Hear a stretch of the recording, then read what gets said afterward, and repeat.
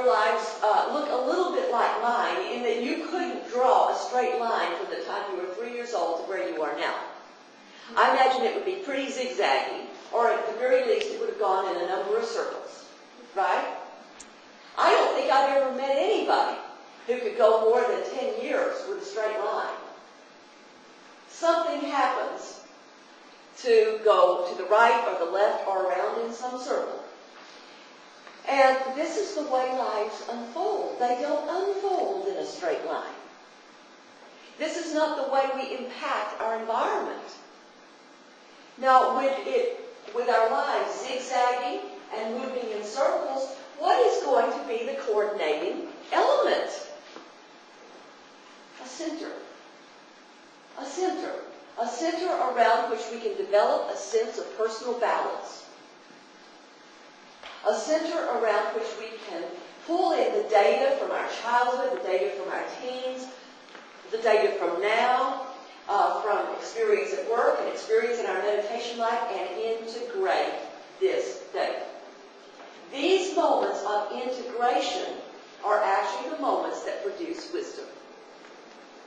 We are actually, this is how we build wisdom, is through integration. Not through streaming data along in straight lines.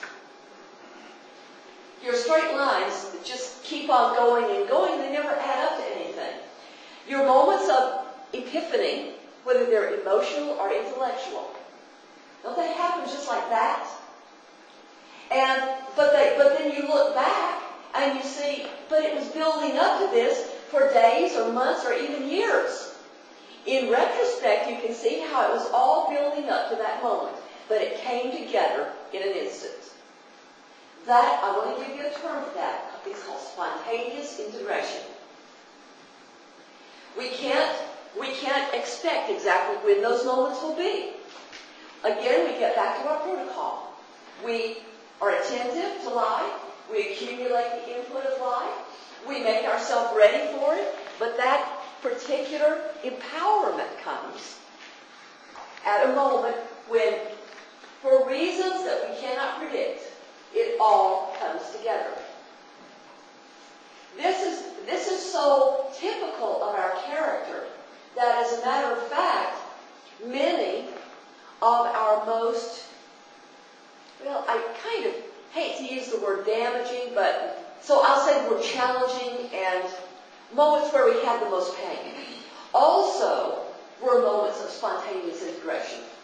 It was a time when, for example, we were driving down the road and we had an automobile accident, or somebody all of a sudden laid some really bad news on us. Look at what happened because of 9/11. A powerful event that affected our nation. And in a heartbeat, we went into a negative spontaneous integration, in which the lateral damage has been probably greater than the immediate damage. That was a moment of spontaneous integration, not on the positive spectrum. It was not the product of, I'm sure there was linear build-up to it. I'm sure there was preparation before it. But at any point, it could have been intercepted. But after the moment of spontaneous integration happened, we're dealing with that moment. The moments of positive spontaneous integration that we live with, these are the moments that are pivotal in our life.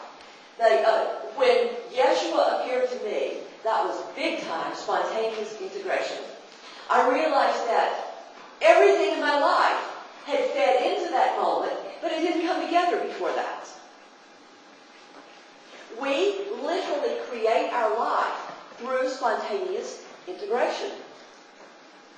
And if we want to eliminate something negative in our life, the most important thing, again, is not to, it's all right to acknowledge the story.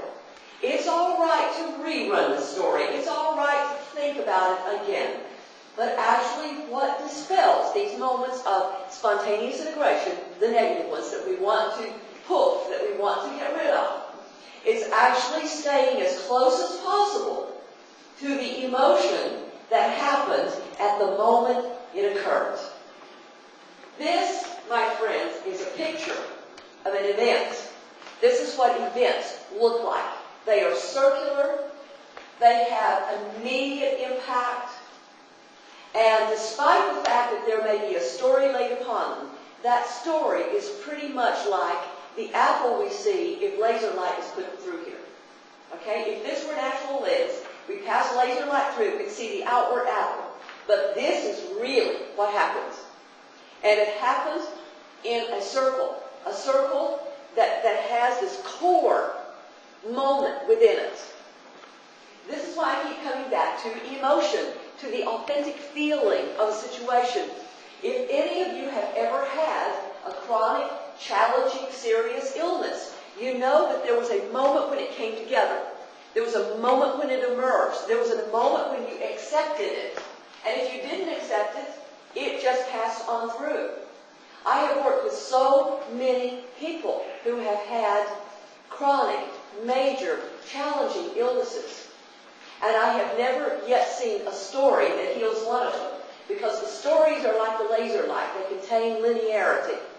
What really releases these decisions to accept these flaws in their life, whatever it might be, whether it's an emotional damage or a physical damage or an illness, what creates that moment of willingness to accept it was a moment of spontaneous integration. And you have to find that moment. It's the moment that matters. We are integrators, both positive and negative. And when we find that moment, we can expand on it. When we find the moment at which we accepted anything, then it can become larger if it's what we want more of, or we can dispel it if it's what we want less of. And we are able to do that by working within that moment of integration.